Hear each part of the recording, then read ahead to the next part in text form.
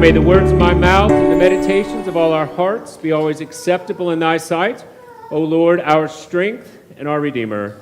Amen. Please be seated. Well, good morning to you all, and welcome to Holy Trinity Parish. This is the 18th Sunday after Trinity, and we're glad that you're here. I can speak for everyone who was able to come shooting with us yesterday at the Halter shooting sort of facility, which is fabulous, by the way. I think I can say for all the men that were able to come that a good time was had by all. You know, whether the weather was good, the facility was great, the company was good. So the shooting, at least in my estimation, is sort of lower down on the sort of priority list with respect to that. But nevertheless, there we were. You know, I'm reminded when I go do things like this that skills that I'd like to be more proficient at need to be polished more than once or twice a year. And so we have with that. But I do look forward to more opportunities. You know, as you may know, whether it's shooting or any other sort of group activity or sport, one of the best things about doing this in a group is that usually, and now I'm speaking for myself here, I'm not usually the best person there. There's usually somebody that's devoted more time, more energy, and more resources to perfecting the craft, whether it's shooting or golf or, well, those two seem to elicit a lot of unsolicited advice, as it were, but you know, whatever the case is, there's usually somebody who's giving a little free lesson, right? I mean, you can join Facebook groups or Instagram channels or whatever the case you may, and how all the people will give you advice about what to do. Now, I have to admit, I have in the past been a little less open to unsolicited advice than I am personally at the moment, a little bit more resistance to correction, and particularly from a group when someone is clearly more proficient than I am. But I don't know if it's age, sort of, I don't know, sanctification, whatever you want to call it, I'm now open to it a little bit more. And so the difficulty I have, nevertheless, is despite the freedom and the sort of the free advice and the free sort of coaching, is that when I'm sort of in a group of people, just personality, calling, gifting, curse, I don't know. I just simply want to talk to people. That's all I really want to do. So I want to hear how they're doing, find out what's going on in their lives. And so whatever sort of zone you're supposed to cultivate, you know, you hear about this with the athletes, whatever sort of intensity of concentration that you're supposed to work on achieving, well, I may or may not have at any moment, but then at any given point, a conversation will lead to something else, and something important, something meaningful will invariably pull me out of the moment, and my mind gets racing. Now, you may wonder, why do I say all that? Well, in part, it's just to sort of get to know each other this morning as we talk to each other. But also, yesterday in particular, I'm sitting there. So I was at this facility in the first place. I'm playing host, so to speak. I'm waiting for my in-laws to arrive, which we were very grateful for. I'm thinking about the baptism that we have at 11 o'clock today. I'm worrying ever so slightly about LSU's ill-fated, as it turns out, game against Vanderbilt. I'm trying to sort of make small talk with people that I'm getting to know better, and all of that, I've been mulling over this particular sermon for, I would say, a week at least, but in all honesty, for what's not an overstatement, decades. This idea, this concept, this command of Jesus, this passage from the gospel where Jesus summarizes this great commandment in the dual command to love the Lord your God with all your heart, mind, soul, and strength, and love your neighbor as yourself.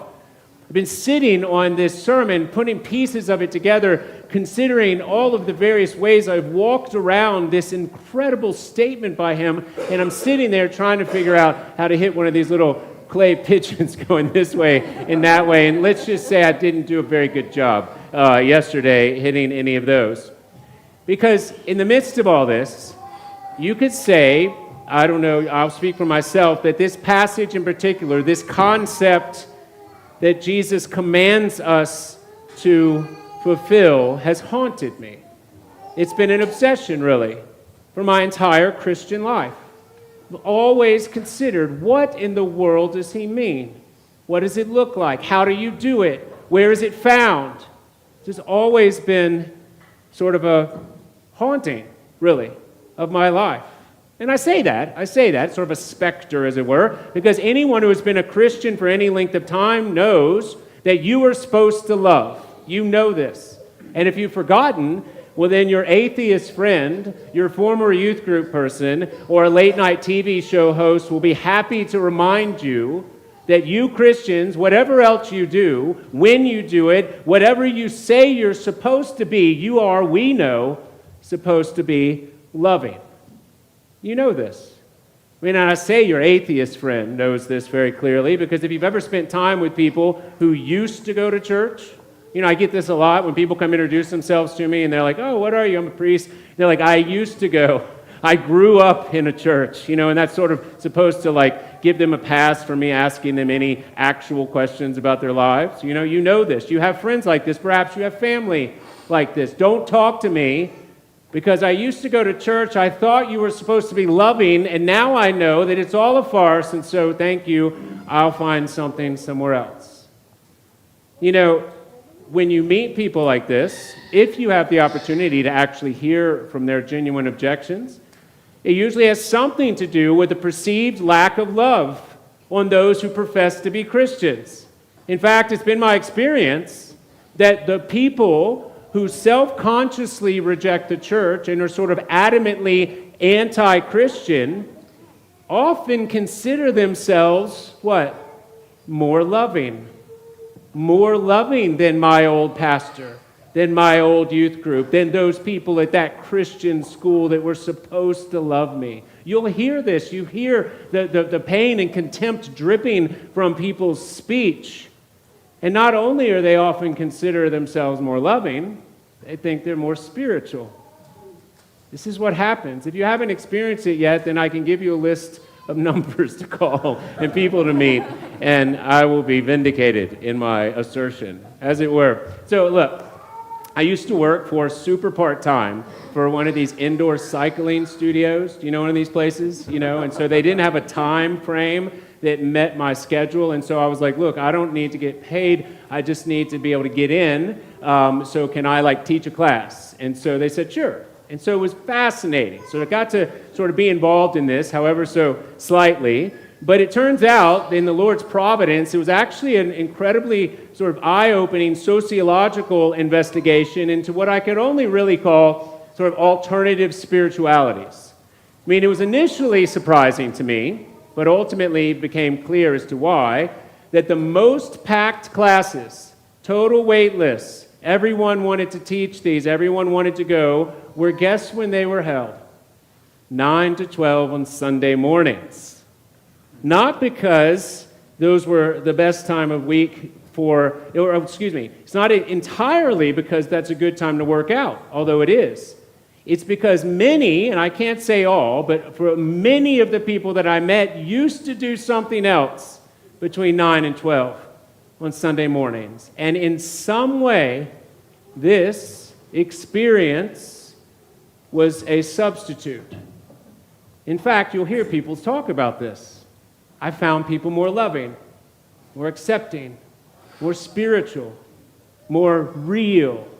You'll hear this at an indoor cycle studio. It's hard to even make that up. But I've heard it. If I hadn't heard it with my own ears, I wouldn't believe it. And yet, the more I heard it, the more I saw that this was, in fact, what was happening. That people who had left the church for being unloving, ungracious, unkind, and uncruel were finding something else about it in an indoor cycle studio. Well, Lord have mercy, right? So, I was taking all of that into account yesterday, beginning to, as I said before, dread this LSU game against Vanderbilt, for which I was vindicated in that also. And I was shooting and walking and thinking and talking and waiting. And one piece of unsolicited advice from somebody who was dramatically more talented in shooting than I am, turns out kind of dropped the tumbler, right? Just for me, and with respect to this sermon. I won't belabor it, but essentially, he was talking about setting up your stance in the proper way, because if you don't have the right stance, then no matter how close you are, every other thing will be slightly off. You see where I'm going with this, right? It's obvious. Well, At that moment, I realized, at least for the sake of this sermon, that this is how this concept of love has operated in my Christian life and in my theological research and in my proclamation of the gospel.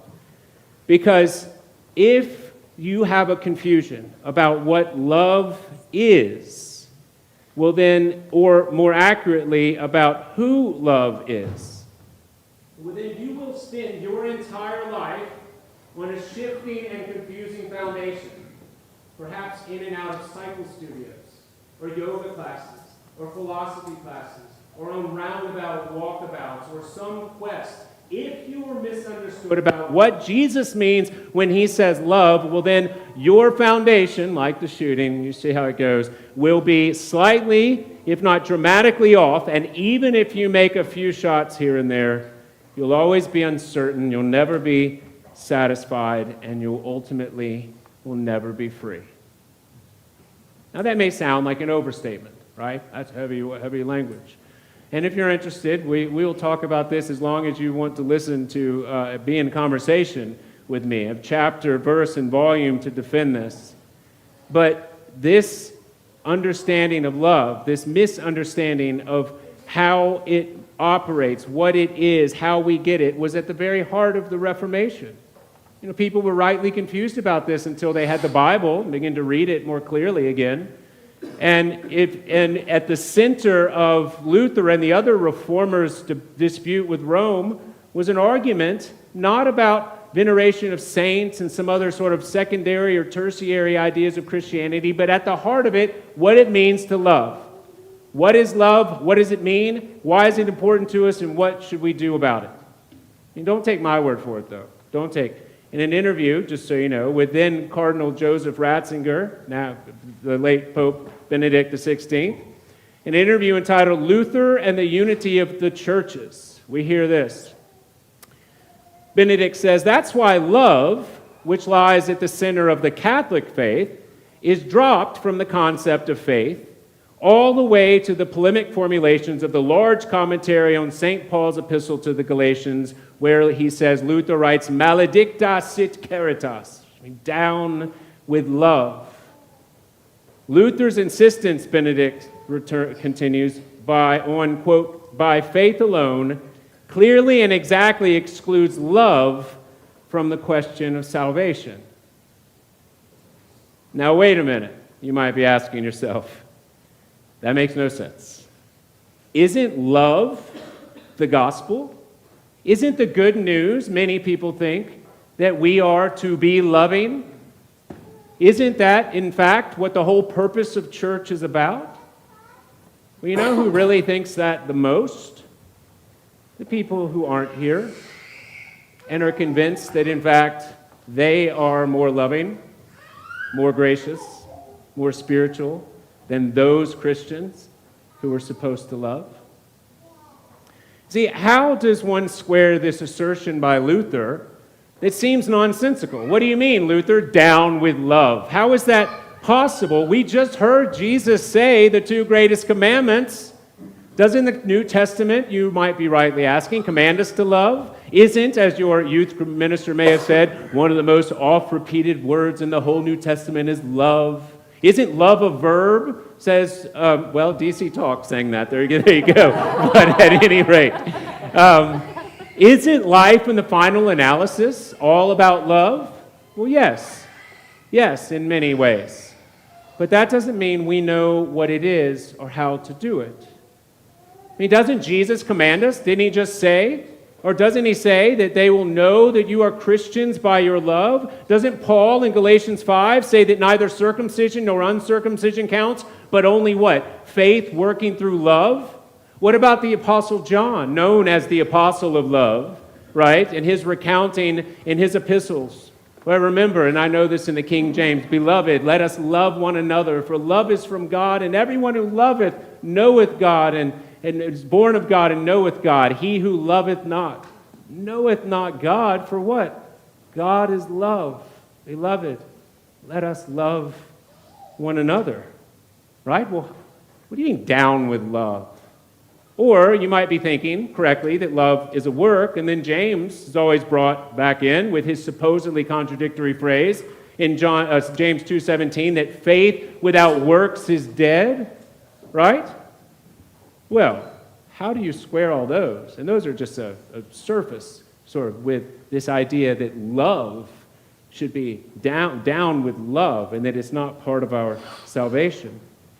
Well, I'll submit to you, all of these statements and exhortations are good, right, holy, and true, and yet are often misunderstood and misapplied when seen outside of faith in the gospel, the good news of Jesus' atoning death for sin.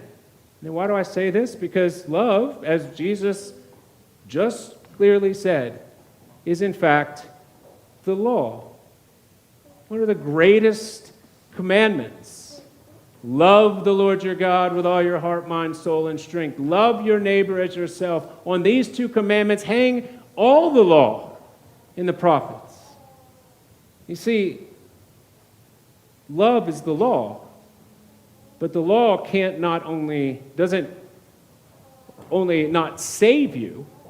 Outside of faith, the law becomes a curse, a demand that you will labor under, whether you are in church or not, whether you are taking a cycle class or on a finding yourself roundabout gap year.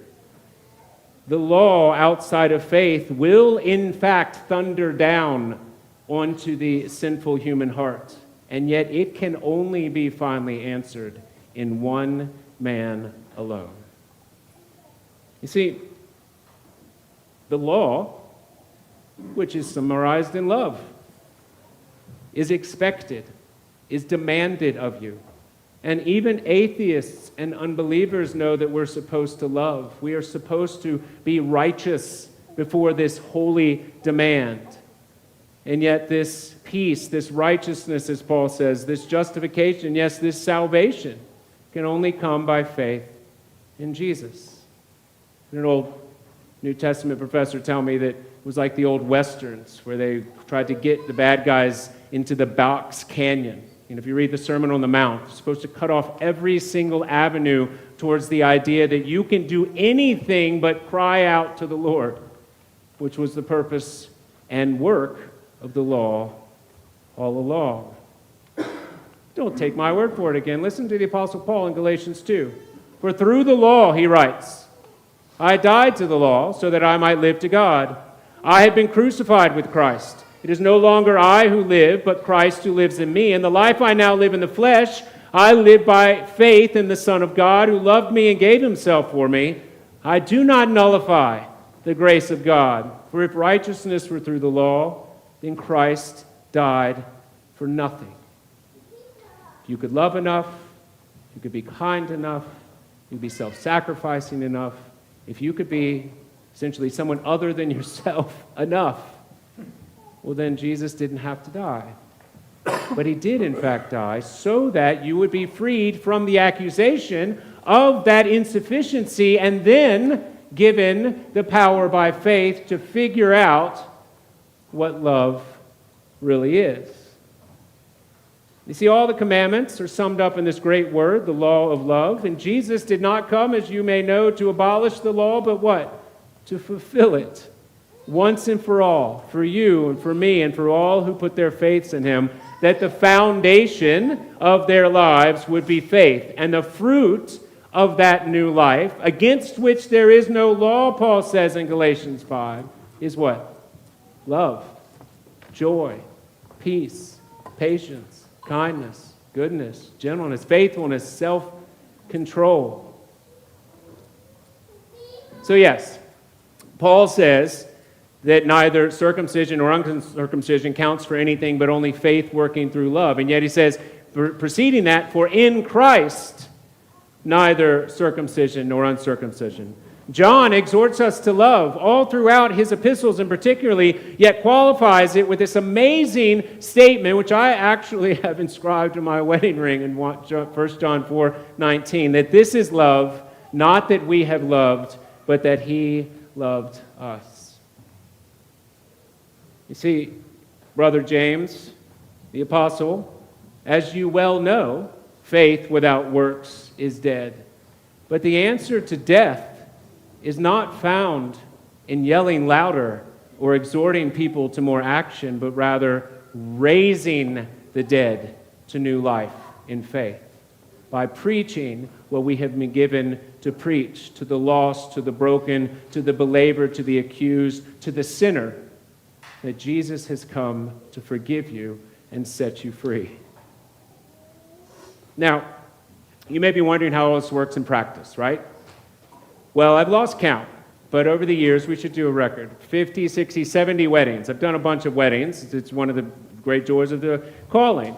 But invariably, in the pre-marriage counseling, I sit down with the engaged couples, and it comes to a reading. What reading would you like to have? And depending on sort of their, we should say, familiarity with the Bible, at the very least, they have heard of the wedding reading, right? The love reading, the one that you probably well know. You know where I'm going. The one that somebody actually said to me, you know, the Corinthian reading. And I said, well, yes, I do know that. There are other verses in that book as well, but we should talk. But you know how this goes, and I won't reiterate the entire thing, but Paul talks about love, being patient and kind, does not envy, does not boast, not arrogant or rude, does not insist on its own way, not irritable or resentful, does not rejoice at wrongdoing, but rejoices in the truth.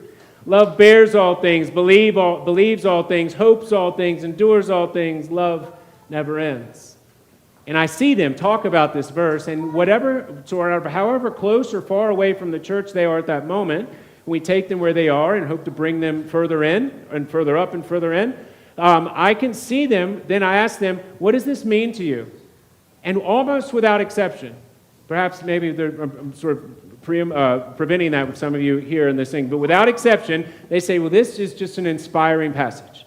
It tells me the way that I'm supposed to love. Shows me the shape of how she's supposed to be to me, how I'm supposed to be to him. And they go on quite beautifully and perhaps even at length at times. And so at some point I listen. Well, I listen the whole time, but I listen. And I hear them say that. At some point I just ask a very simple, straightforward question, is why do they think that this type of love would be celebrated in a church? Why do they think it's important to get married in a church? Because if love is simply the key, then surely there are people outside the church who claim to know what it is, how to get it, where to find it, and how to inculcate it. Now, I'm not trying to be argumentative with them at that point, but it does open up a discussion into the different type of love that were the actual definition that we're talking about when we use the term love in a Christian context, because it's clear that we're supposed to do it, we need it, marriage is built on it, but we do it here in front of God and man because fundamentally our confession before each other is not that we love, but that we have been loved. And that by that love, the forgiving, merciful, receiving, redeeming, sustaining, resurrecting love of Jesus, we live. If you think you know what love is outside of Jesus, you will labor under the righteous idea, perhaps, of who you should be. You should be more kind, more loving, more self-controlled, more faithful, more patient, more joyful, more loving, more forgiving. Yes, you should love more. But what are you going to do about it? But for the intervention, grace, and mercy of God. Now take that idea into a marriage. Your spouse should be more loving. Your parents should have been more forgiving. You should have been more sacrificial. Your children should be more respectful. In short, everyone, you know, should be more loving. But what are you going to do about it? But for the miraculous intervention of God in His Son for sinners. You see, the message of the gospel is that the law of love has been fulfilled for everyone who is in Christ. And now the walk of faith is by grace alone, trusting in His guiding, His redeeming, and His forgiving hand. See, Jesus says the greatest command is love. Love God with all your heart, mind, soul, and strength, and love your neighbor as yourself, to which we cry out, Lord, have mercy. And we do this because, as I often preach, He has, and our lives are reordered around not what we can do, but what He's done. A marriage, our relationships, our work, our play, our entire existence has now been reconfigured by the death and resurrection of Jesus, with whom we are by faith crucified, as Paul says, and raised to the new life. Loving simply, solely, and miraculously because He loved us first. So it will be hard enough for you, back to shooting, when your foundation of life is unsecure, but it will be it will be hard enough when it's secure, but it will be nigh impossible when it is unsecured, which is why we celebrate and pray and worship and luxuriate in the fact that our foundation of mercy was secured on a cross and vindicated by an empty tomb some 2,000 years ago. And then all the challenges, all the shots that we want to take, all of the difficulties that we will be called to endure, they aren't made less difficult, but with the final outcome secure, they provide us with opportunities to witness, to confess, to grow, and yes, to love in light of the one who laid down His life for us. Thanks be to God. Amen.